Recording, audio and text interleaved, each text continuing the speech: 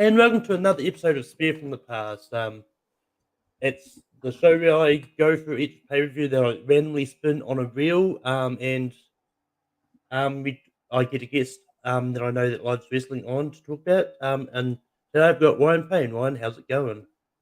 Going really good, actually. Anytime I can talk wrestling is always like a great opportunity. It's always fun to talk wrestling. Yeah. But as I always start off the shows, like, how did you get into wrestling, Ryan? I got into wrestling, honestly, actually through video games, like right around the late '90s or early two. I think when I was in elementary school, my parents, they got me and my brothers the Nintendo 64, and then we got like I think a collection of 4 or 5 games, and one of them was WCW versus NWO World Tour, and it was just from there honestly is one of the games we played constantly because we liked the whole idea. I mean, my brothers and I were, we were always into roughhousing ourselves, and we always competed against each other. So this was like one of those games where it came down to it. And then at first, wrestling for the longest time was just something my brothers and I enjoyed through playing video games until finally we got to watch wrestling, and that was something. It became like a love affair for us. I mean, I know my brothers have fallen out from it, but I still stayed in with wrestling since that time. So and I mean, it hasn't been a strong road. There are times where I have taken a break from wrestling, and then I come, and then something brings me back to make me love it even more. I'll even be honest. Like I think, like around 2018, I came close to not watching wrestling anymore, but then something brought me back. Yeah. And I've said this a few times already, but just the quick cliff notes at this point. I got into wrestling because of one of my exes that I used to date. It was actually around the time of the pay per view we're talking about today, actually. So this probably would have been one of my first sort of pay per views that I watched sort of live at someone's house. But yeah, and ever since I got into wrestling, I started actually playing the video games as well, similar to your story. But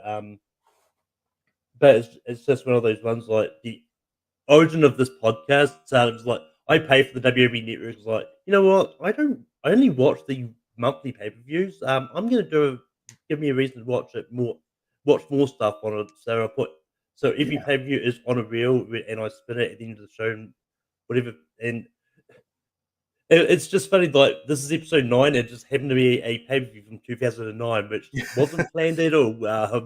It's what the real decided. But to jump into this pay per view, the first match we had on the card was Jack Swagger defeating Matt Hardy for the ECW Championship. yes, Um, yeah, and this is one of those matches like the Hardy Boys like is definitely one of those duos which I've kind of grown to love. My favorite is also we're going to talk about later on in this thing as well, but it's just one of those ones like and once again we'll get more into Matt Hardy later on too. But yeah, 100%. I think this match was good and it's one of those ones like for reasons we'll get into. Like Matt Hardy didn't need to win the championship just because for reasons we'll actually, after this pay per view, he moved to SmackDown to start his feud with Jeff. We'll get more into that when we get to that match. But yeah, but Ryan, what are your thoughts about Jack Swagger defeating Matt Hardy for the ECW Championship? It is interesting because having rewatched this pay per view, I remember most of the story beats that led into that match because 2008 was like really a very interesting year, especially for someone like for Matt, because I mean I was definitely in school at the time when WWE brought ECW back and made it their own little brand, and yeah, I think after 2007 it was kind of like a dead. It was honestly dead in the water with the few wrestlers that brought some life into it. And I thought Matt was kind of one of those guys to bring life into ECW, but yeah, honestly, looking at the writing of the wall, it was still like a stop. It was like the WWE version of ECW was pretty much just like a train with a dead engine. It was still going, just nothing was giving it life. and it was in it, and also at the same time there was at least there were some good moments around there. Matt being the ECW champion was, I thought, a good highlight until he lost it to Swagger. But I do agree with you, he didn't need to win the title back here, because honestly, I thought, I mean, at that point, I was just like, Matt could definitely go on to SmackDown, team with Jeff Hardy, or he could be on Raw challenging for another championship. Because when Jeff won the title at Armageddon, I'm like, let's pull the trigger on Matt, put him on Raw, and have him win a championship. And I had like a fancy idea of seeing both brothers main eventing WrestleMania with both respective championships. I mean, didn't Yeah. get that. Both the brothers still fought at Wrestle. They still got a chance to have a match at WrestleMania, but yeah, it's another story.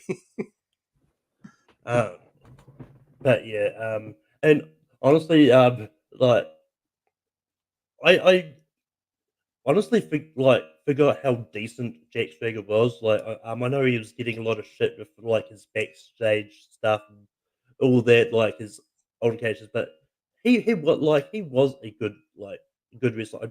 I don't actually remember what he's doing now. I think he's actually Currently, I believe he's doing MMA. I can't. I don't. I think he's with Bellator. He's with a different league, but I don't know if he's still undefeated. But he has a. But he has a very strong record in MMA. yeah.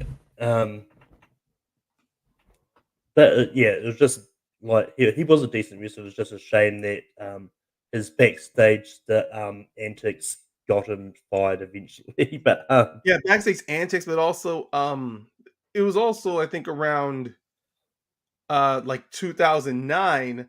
I believe they end up pushing the bullet on. No. It's no. He wins the Money in the Bank in 2010, but but he was a big experiment around that time, putting the yeah, championship on him. At least the ECW championship. Like there, I have seen he is a great wrestler. I'm well, very technically sound like amateur background in wrestling. It's just that, like most wrestlers, I think around 2009, he just did not have the ability to cut a good promo to back him up. If he had yeah, a manager in his corner, like he ended up having earlier on in later in his career, I think he would have been one hell of a heel champion. But yeah, they let him, like, really. It was some of his failures just came to promo talk. yeah. But moving on, the next match we had was Melina defeating Beth Phoenix for the WWE Women's Championship. And the, honestly, I forgot that every time Beth Phoenix comes out, like Santino's got carrying her slammers all the time. So, and but I've I've always enjoyed the whole Santino Beth Phoenix relationship sort of angles. It's always been a lot of fun. They really were a Um, highlight, honestly. oh yeah, and I mean that, and just seeing Melina's entrance all the time through doing the split set, I know that I'll never be able to pull off because I'll injure myself in many ways.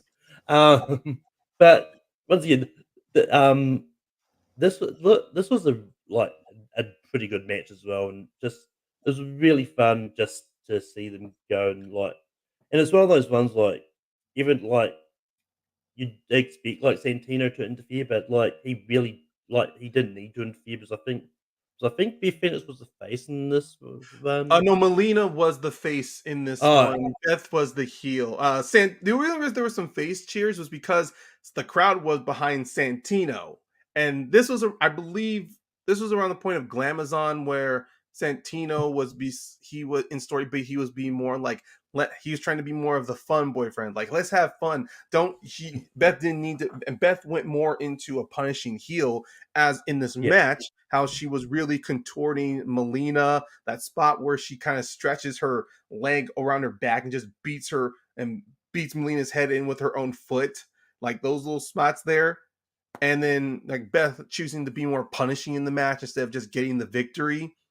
Those were like nice story beats in the match, to where when Melina does win, you can rewatch it and go, Beth had that match won 2-3 times over.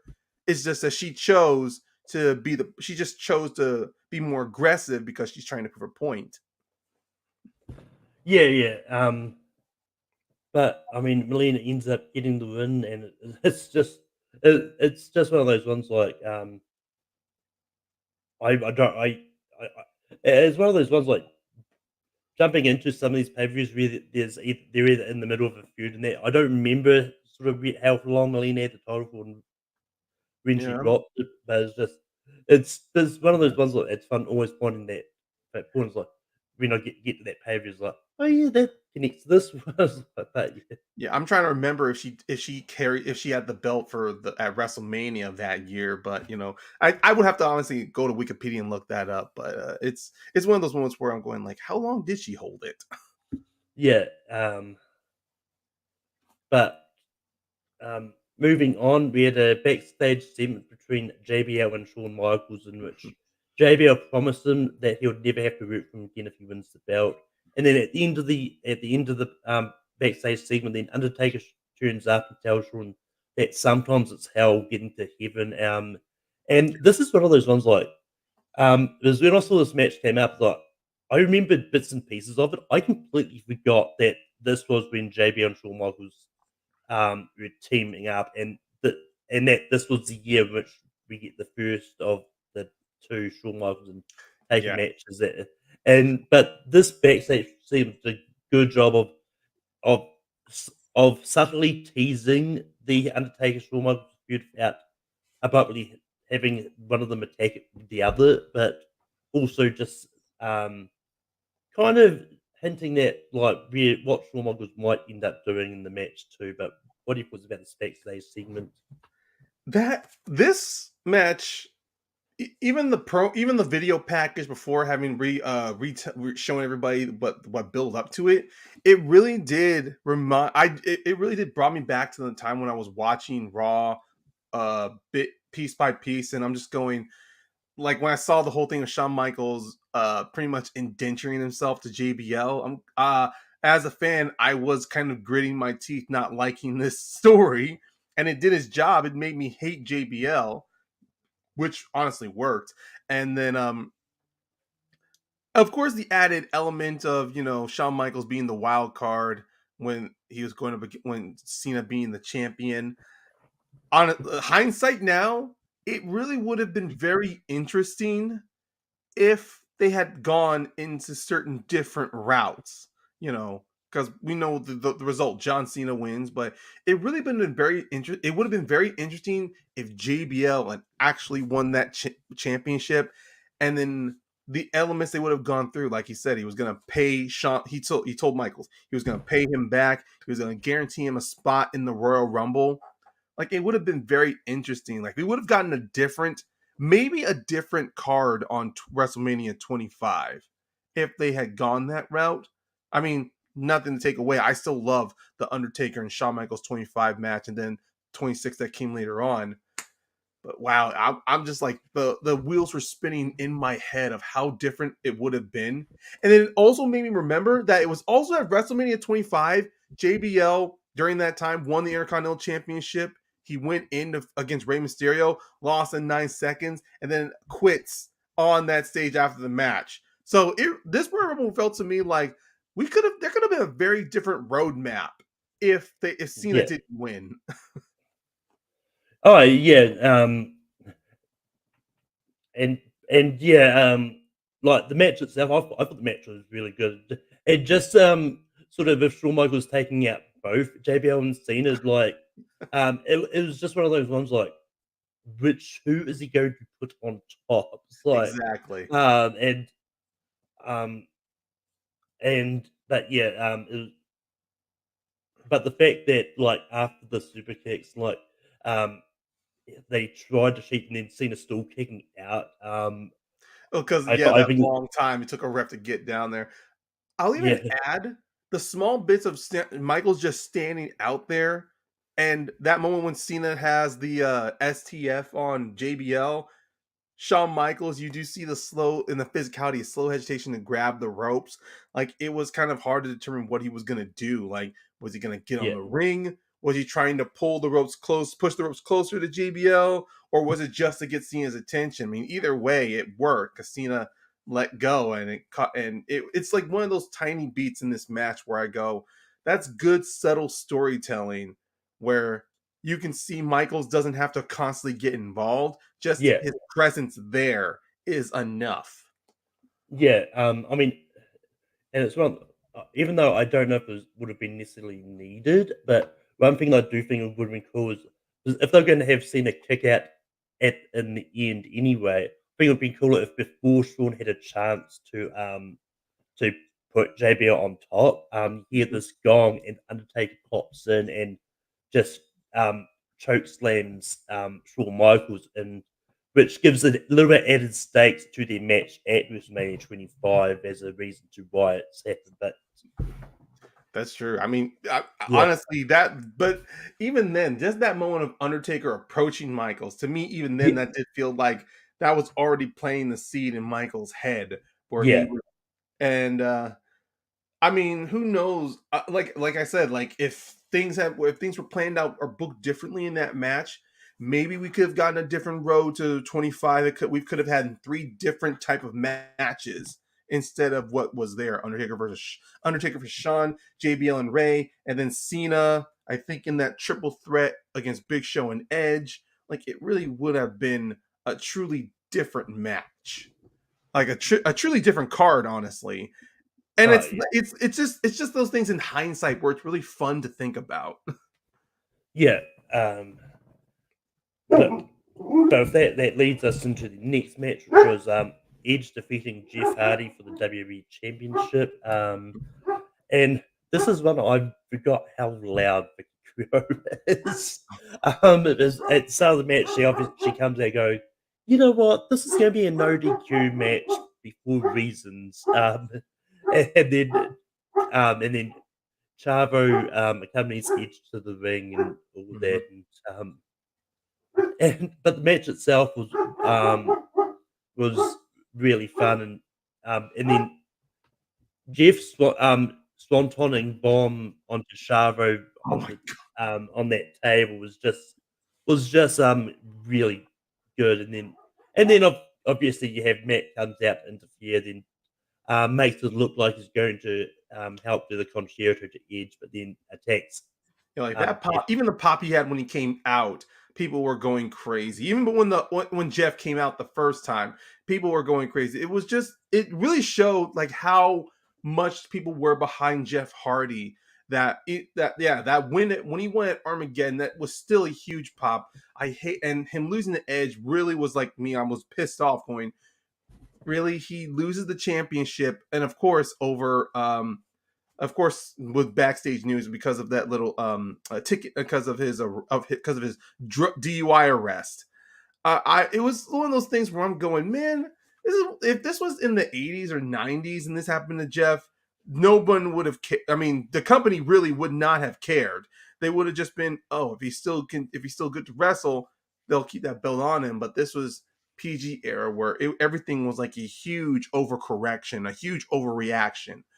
I mean, to be honest, to this day, Jeff still has been having issues with in with have.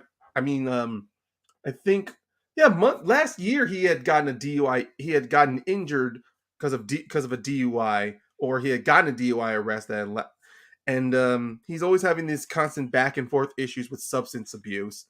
Yeah. But it was kind of early around that time where at least for me in hindsight, where I go, a line should have been made a line in the sand should have been made for Jeff, especially when he was made champion. Like it was supposed to be a precedent, but he is his own worst enemy. And but beyond all of that, just that moment of seeing Matt hit Jeff in the head and Edge winning, it made me hate It made me hate Edge more. It made me want Jeff to get vengeance, but you know, we got the WrestleMania matches we got. Oh yeah, but I mean it's one of those ones like because we'll probably get to WrestleMania 25 eventually when we do this, but just quickly I actually didn't I don't know how I do think Jeff versus Matt Hardy feud a match at Mania was probably the best brother versus brother match at Mania that we've had. Definitely It, better it than the Usos one the last year. league's better Before, than the Usos. I mean, to yeah, me personally, I thought that if the Hardys, honestly, I would have loved to if I mean, if they had done that spot with Matt hitting Jeff on the head, and then he's walking away, and then ref counts, making the 3 count, but then Jeff kicks out at 2, and then makes the retains, I would have liked to have seen a brother versus brother feud for the championship. Oh yeah, yeah. No, I'm totally with you. But it was clear WWE had plans in store. They had plans in store for what they wanted to do for the main event. Honestly, both main events at 25 just did not work. They I won't say dead in the water, but they were like moot points. They didn't move the needle. They didn't garner much interest out. At least for me personally, I cared nothing for both of those matches and the story behind those. The matches and the wrestlers I wanted to see were just not involved. I mean, note itself when we do WrestleMania 25, I'm getting Ryan on again for another. So, I disagree with you on the main events completely. Well, that was look. It was just around that time. I think because being a longtime wrestling fan in the late '90s, I guess for me it was at that point like the triple threat of Edge, Big Show, and Cena. I'm going that could have been on a SmackDown, or it could have been on a SmackDown or a Raw, and nothing would we wouldn't have gotten hurt better for it. I mean, to me personally, like seeing Jeff and Matt face each other in a main event for the championship, that at least as a fan around 2009, I'm thinking like, man, that would have been a great match to have. But Jeff's Uh, substance abuse issues was like yeah, a main no, problem. I do get what you meant. And I think if I remember rightly, I think Jeff eventually gets the W Championship later in the year Yes, against he does. Edge. Yes, he does. Um, and yeah, and but moving on from that, we had a backstage interview with Randy Orton for the Rumble, in which he's talking about what the Rumble means to him and all that, and all the stuff about the McMahons and all that. Then you got Chris Jericho coming up and says that he gets what Randy did to Mr. McMahon and that he probably would have done the same thing. But and then Jericho sort of comes in like, but yeah, no, I think you're going to be fine anyway. Yeah, And that's. it's yeah, I'm just gonna say that storyline that they had with Randy Orton building up to WrestleMania was not a fan of it. His the IED disorder that he created to explain his erratic behavior. I was just like, you don't need a storyline reason to hate Randy Orton even more. In 2008, it was clear how much people were not liking him. Also, forming the stable with Cody Rhodes and Ted DiBiase Jr. with Legacy, him trying to and him using the punt, which honestly, that enough was kind of like, yeah, Randy Orton, we really hate you, and him hitting McMahon. I mean, at least at that in hindsight now, I'm like, man, you should have kicked him harder.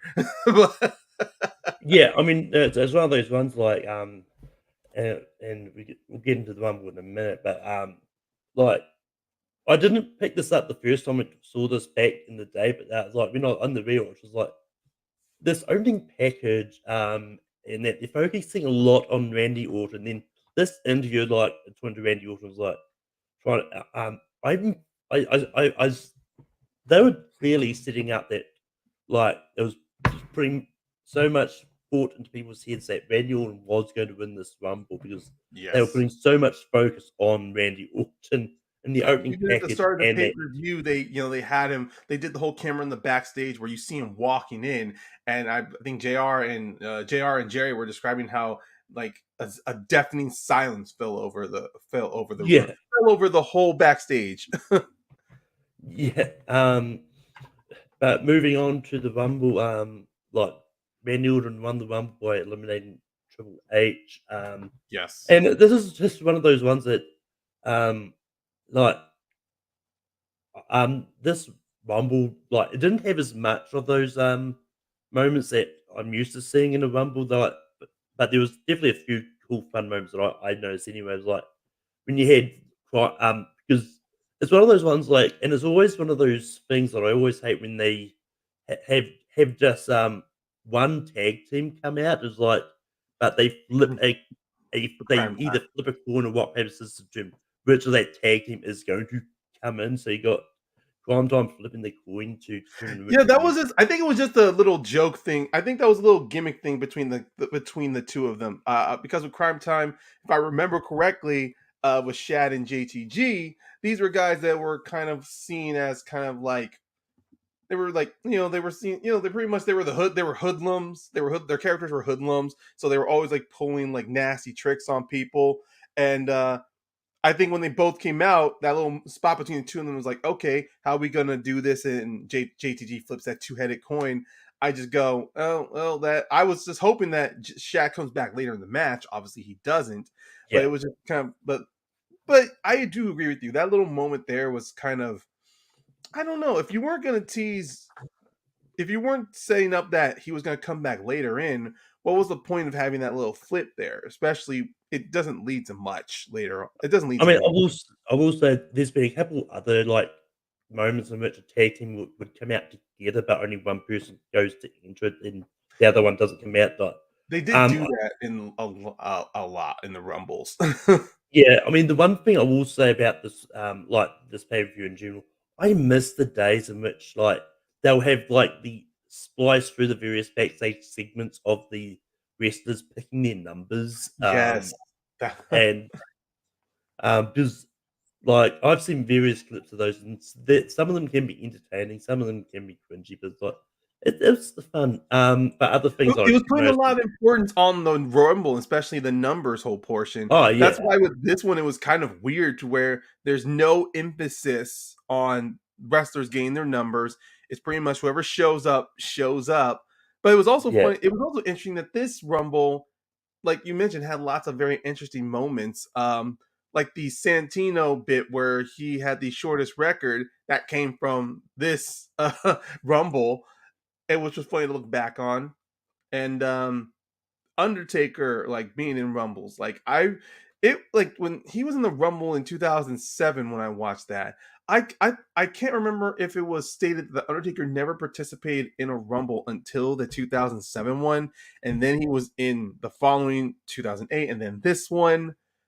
And I'm like, wow, he had it says to me about a lot of Undertaker's career where in the early 90s he debuts and he never participates in a Rumble until like right into the mid 2000s. I'm like, that's like a testament of his own career. Although yeah. I could be wrong. I really have to look back at the Royal Rumble and see how which participants participated where. But it was just something I came across in commentary when I rewatched the 2007 Rumble. Oh yeah. And yeah, like other things I kind of noticed, like I completely forgot that the rest of the Mike Knox was he was like Oh there. my god. Um, um, So many entrants. It's like really take me back to when they were trying to put so many of them like in these gimmicks, like Mike Knox or with Shelton Benjamin. Man, that's honestly, he's just to me, Shelton Benjamin when he was calling himself the gold standard.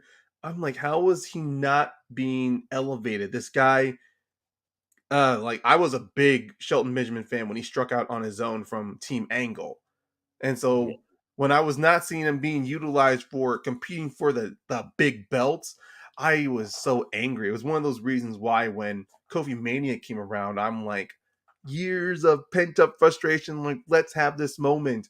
Of course, early Kofi Kingston with his Jamaican gimmick as well.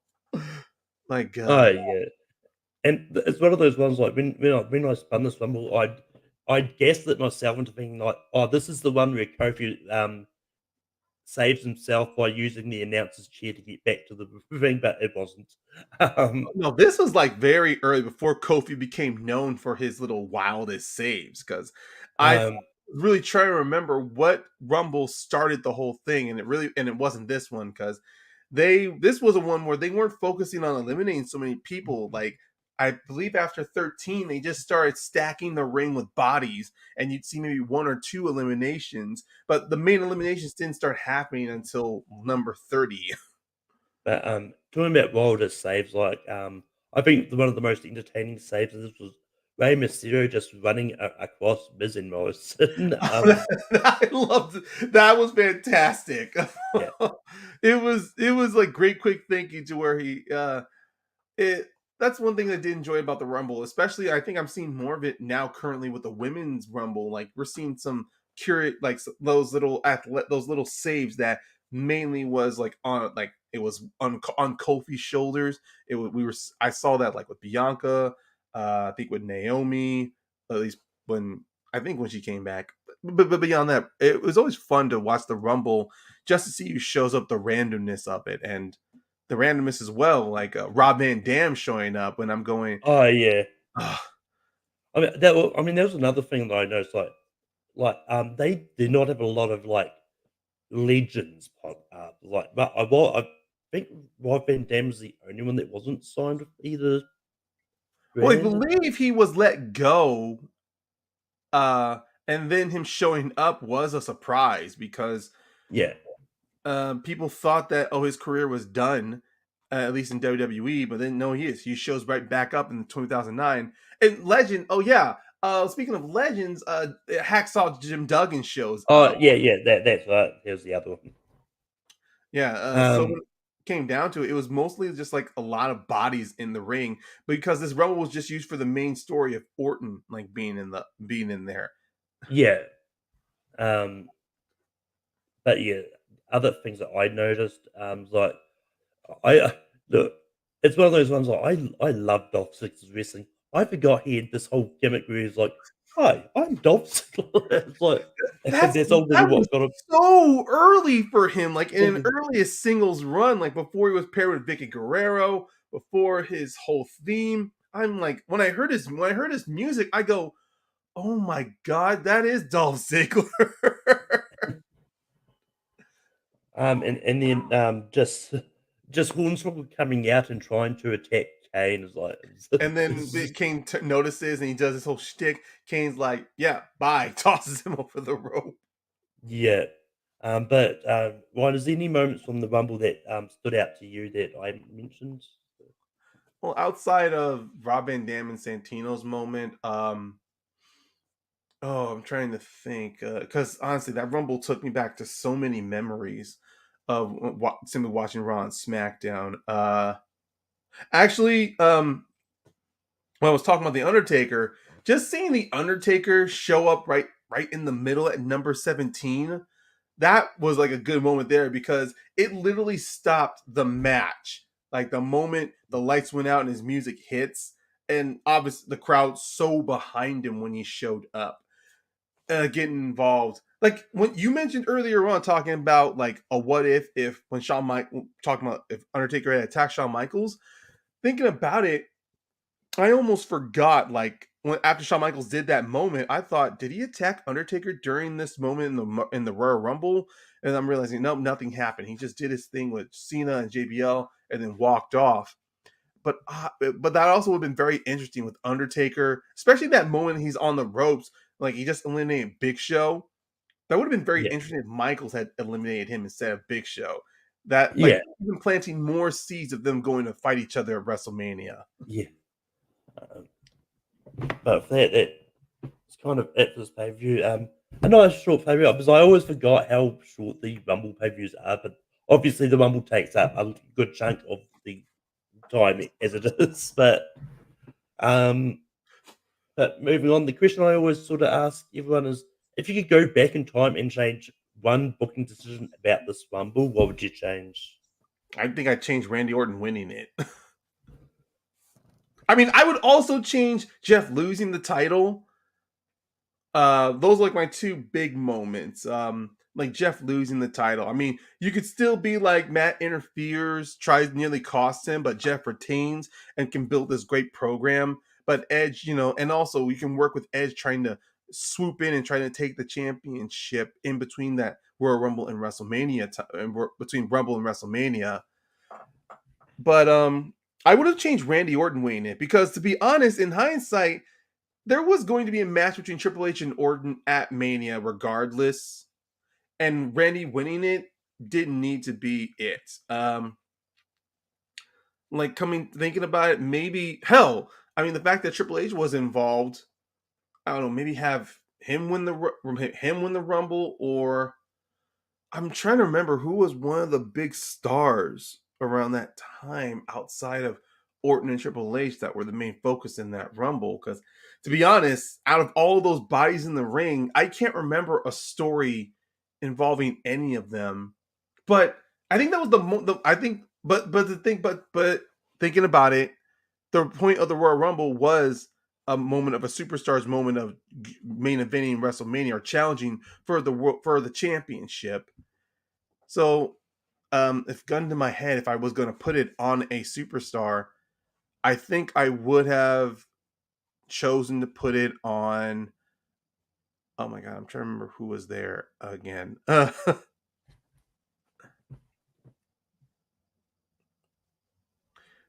You know what? I'm drawing a blank because I rewatched the Rumble yesterday, and I just can't remember all the participants. Yeah. I'm literally like I'm dumbfounded I right mean, now. honestly, like, if I so I did look at the who was in the Rumble, yeah, but honestly, I would have had either Cody turn on Ted DiBiase and, maybe have Cody win the Rumble this far back and maybe give him Oh the wait, I chance remember to Jericho was in this Rumble. Jericho, yeah, and this was around the time after 2008 where he had that great rivalry with Shawn Michaels. I think that's who I would have had won the Royal Rumble. Jericho, yeah, like have him win, and then secure his shot at Mania. yeah.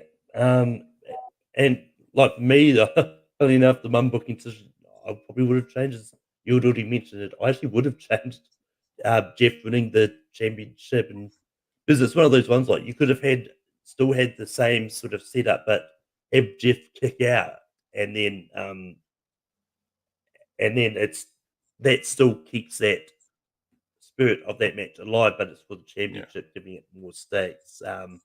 yeah. So I Because think that would have oh, I'm sorry for interrupting you. Sorry.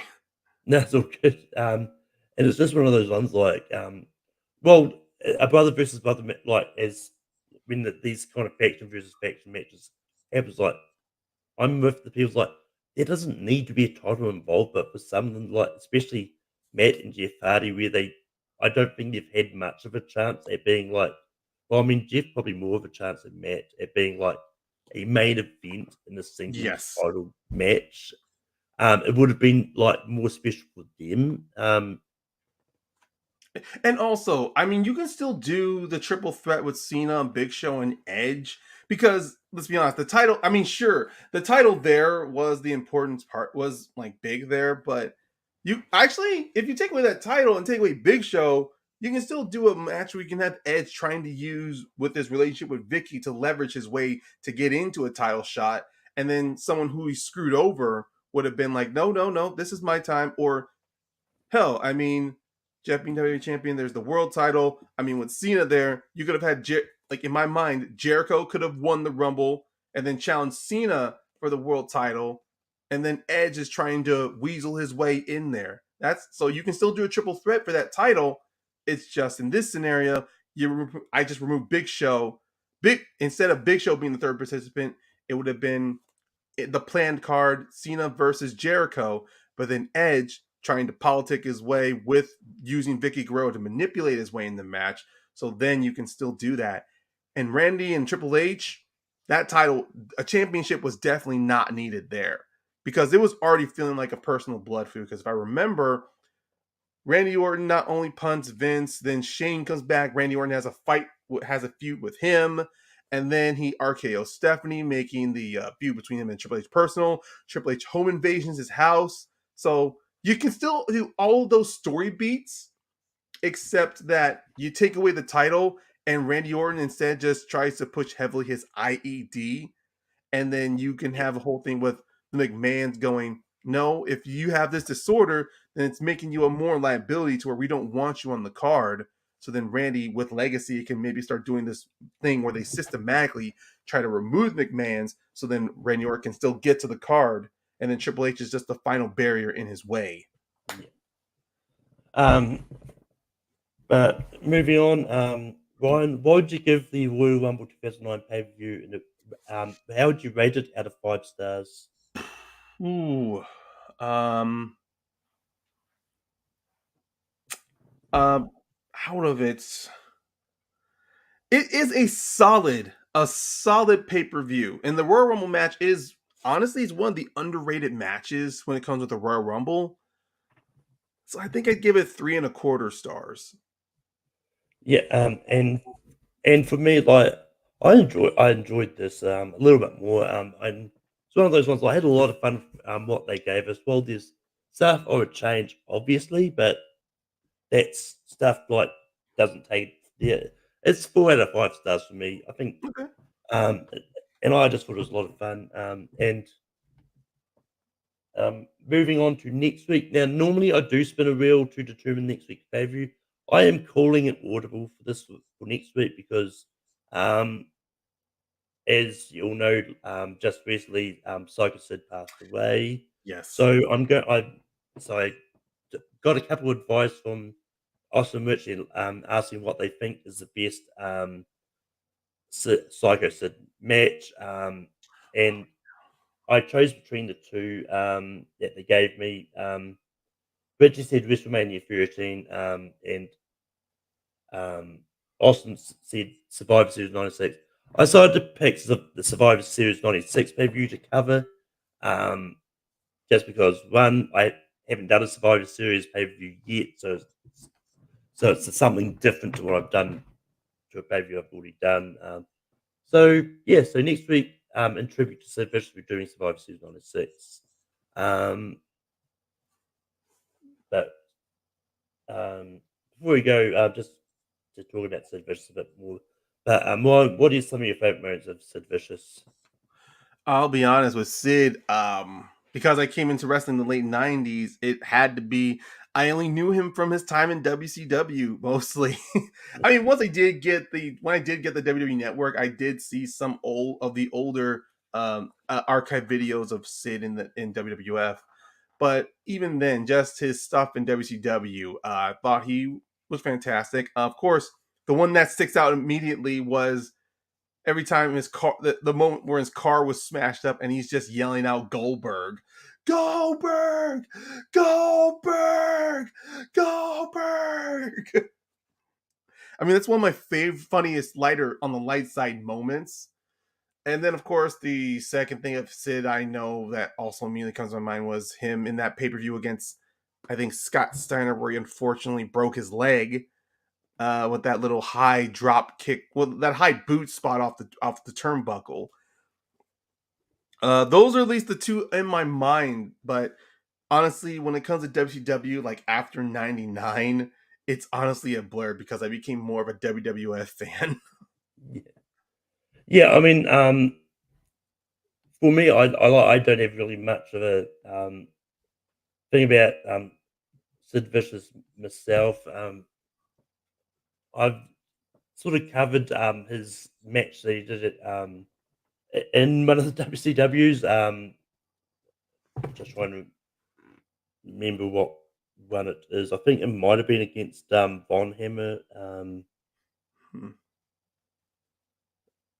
But the most recent one that I remember, weirdly enough, is when he defeated Heath Slater on that random Zoom Oh, squad. okay. Yeah, Yeah, yeah. when he So showed up for Heath Slater, like his one man band fight against like any of the legends. Okay, that was a good moment. yeah, but yeah, and it's one of those ones like, which is why it kind of